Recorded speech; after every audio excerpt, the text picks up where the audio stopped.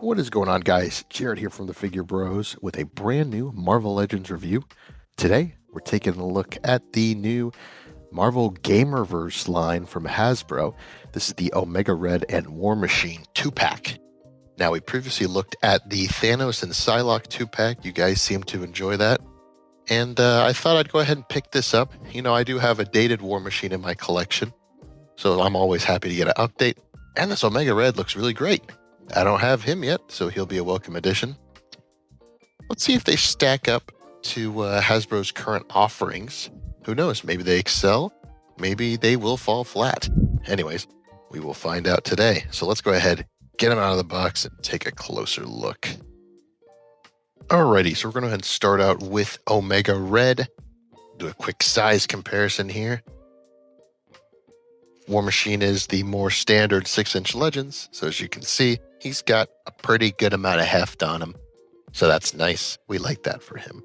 In terms of articulation, he is on a little bit of an older body, but I think it still holds up for the most part. Standard hinge neck. Nothing side to side, really. Shoulders. My butterfly joint here is like kind of stuck, so we're going to use this arm.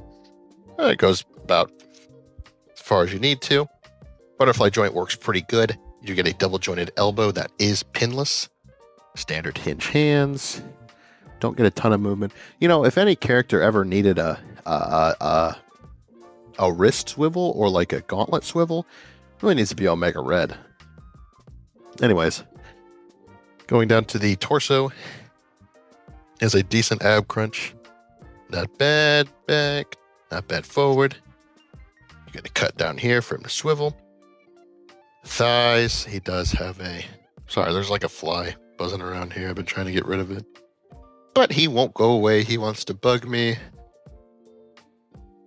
Double jointed knee works pretty good. It kills me that they still have pins, especially when they did that huge push that, oh, we're making everything pinless. That's why prices need to go up, because it's pinless.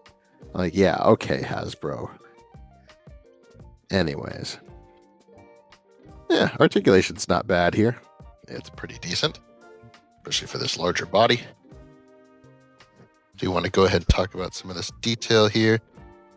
This head looks very nice. It's got that updated face printing. The open mouth looks pretty good. Sometimes their open mouths are very weird. So I'm happy to see that it looks pretty good here. The hair is nice. Could have maybe used a little more shading, but not bad. Paint apps here are pretty decent, but boy, he could really benefit from a boot and wrist swivel. Anyways, let's go ahead and talk about his accessories. You do get an alternate pair of fists. Nothing crazy. It does have a symbol painted on, which is nice. You get a pair of little squiggles that can go into his wrists. Those are nice. And you get a pair of big squiggles that can go into his wrists, which look pretty good.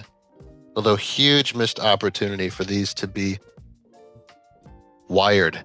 I mean, come on, Hasbro. We're paying $25 a Legend now. You can't make just a little bit new parts. Anyways, they will droop over time, but they do look nice for what it's worth. I will probably be displaying him with the little half-chubbed tentacles. And yes, that is what I'm going to be calling them. Sue me, I don't care. Yeah, not bad. Not a bad look. So, I want to give Omega Red a ranking on his own. I'll give War Machine a ranking on his own, and I'll rank the 2-pack together. Give him like an 8 out of 10. He's on a larger body. He's got a decent spread of accessories. An alternate head would have been nice, but overall, pretty nice figure. Go ahead and go over to War Machine. So, one thing I want to say, I really like the blue, but the black is going to show up kind of weird on camera, so keep that in mind. Apologies, guys. At the head, he does have a double ball peg neck, so you can actually get some pretty decent range out of that. Looks pretty good. As you can see, let's see if I can get his head off. Yeah, double ball peg at the top and at the bottom. So you can get some good movement there. Shoulders go out all the way like so. You have a bicep cut and a double jointed elbow. Works okay. His huge gauntlets do get in the way though, to be sure. These big shoulder pads actually don't really get in the way at all. They move out of the way quite nicely, so he can do just about any pose you need. They won't be in the way. Of course, there's no butterfly joint or anything for them to really get in the way. But, you know, it's War Machine. Going down to the torso, he gets an ab crunch that goes 1 click down, 2 clicks back. He's got a cut down here. He has a split that goes about this far. Leg kicks up that far, kicks back that far. Double jointed knees, which of course have pins in them. I mean, for Christ's sake, Hasbro. Did the same thing to you did the same thing to the other guy. Omega Red has pins there too. Oh, we gotta have pinless joints. Well, actually do it then. And then you have an ankle here and it works just fine. Again, where the fuck is the boot cut?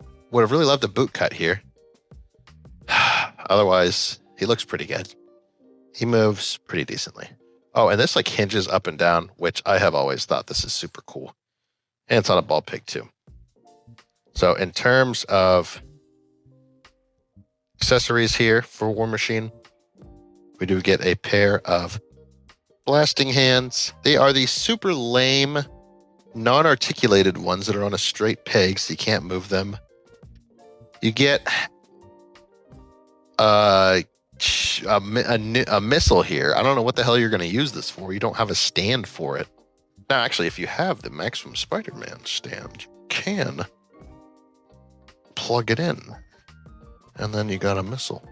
That's only if you bought the premium $50 Marvel Legends Maximum Spider-Man.